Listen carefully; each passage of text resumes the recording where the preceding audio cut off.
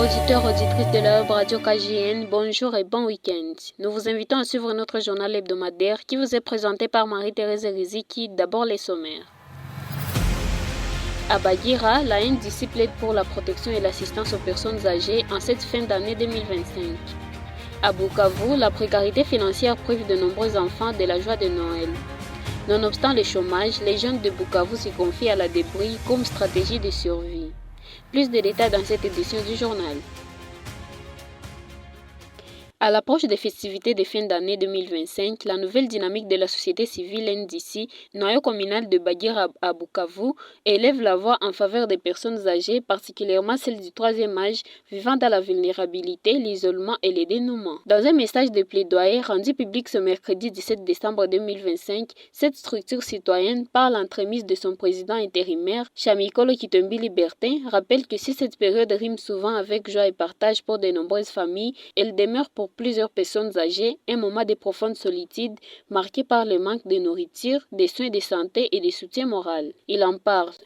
Alors que beaucoup célèbrent dans la joie, nos aînés vivent souvent la solitude, le manque de nourriture et de soins et de soutien. Pourtant, ils ont consacré leur vie au service de nos familles et de notre société. Nous appelons les autorités, les ONG, les dynamiques, les citoyens ainsi que les personnes de bonne foi à unir leurs efforts pour apporter assistance, protection, accompagnement et solidarité aux personnes âgées. Soutenir un aîné, c'est préserver notre dignité collective et nos valeurs humaines. En cette période de fête, ne laissons aucun parent âgé de côté. Face à ces constats, cette structure lance un appel pressant aux autorités locales, aux organisations non gouvernementales, aux forces vives, aux citoyens ainsi qu'aux personnes de bonne volonté afin de conjuguer leurs efforts pour assurer l'assistance, la protection et l'accompagnement des personnes âgées. À Uvira, dans la province du Sud Kivu, une relative accalmie permet une reprise progressive de la vie quotidienne. Toutefois, les affrontements se poursuivent dans plusieurs territoires voisins, notamment à Fizi et Mwenga, entraînant de lourdes conséquences humanitaires pour les populations civiles. Elie Monique et David nous en dit plus. Selon le communiqué du CICR, entre les 2 et le 16 décembre 2025, les hôpitaux soutenus par le Comité international de la Croix-Rouge ont pris en charge 193 blessés par arme, dont 110 à l'hôpital général des références d'Uvira, 63 à Bukavu et 20 à Fizi. Les violences ont également entraîné des déplacements massifs des populations vers les zones jugées plus sûres du Sud Kivu, mais aussi vers les provinces voisines et les pays limitrophes. Au Burundi, des milliers de réfugiés congolais sont arrivés dans des conditions extrêmement précaires, sans accès suffisant à l'eau, à la nourriture, à l'abri et à l'hygiène. Face à cette urgence, les CICR et les sociétés nationales de la Croix-Rouge ont renforcé leur réponse. En RDC, un appui logistique a été apporté pour la gestion et l'enterrement digne des dépouilles, la fourniture de carburant aux hôpitaux et aux services d'eau, ainsi que l'accompagnement du rétablissement de l'électricité à Uvira. Au Burundi, la Croix-Rouge du Burundi, avec le soutien du CICR, assure la distribution d'eau potable, la désinfection des sites d'accueil et l'assistance aux plus vulnérables. Plus de 1000 appels téléphoniques ont permis à rétablir les liens familiaux et 11 enfants non accompagnés ont été réunifiés avec leurs proches. Malgré ces efforts, le CICR souligne que les besoins humanitaires restent immenses et appelle à une mobilisation accrue pour protéger les civils, renforcer l'assistance et prévenir de nouveaux drames dans la région des Grands Lacs.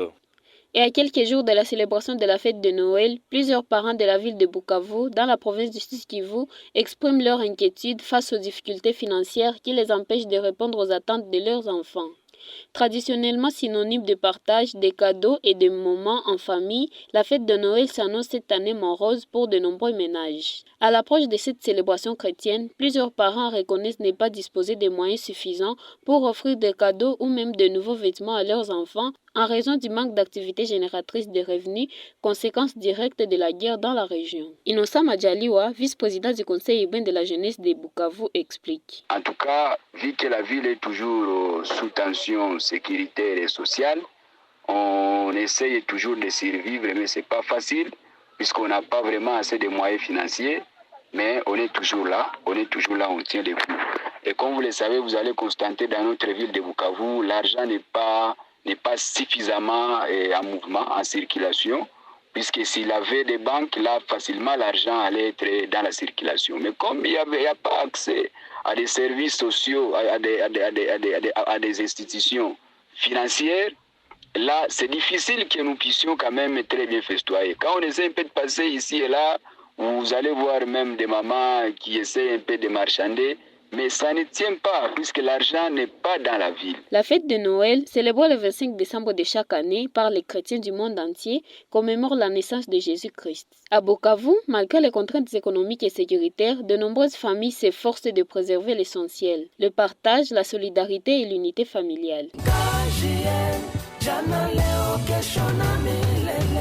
Et comme signalé dans les sommaires, nonobstant le chômage, les jeunes de Bukavu se confient à la débrouille comme stratégie de survie. N'est-ce pas Bénite Kadibouami? À Bukavu, être jeune et sans emploi ne signifie presque jamais rester sans rien faire. Vente en ligne, petits commerces, services informels, projets lancés avec peu de moyens, la débrouille est devenue le quotidien de nombreux jeunes.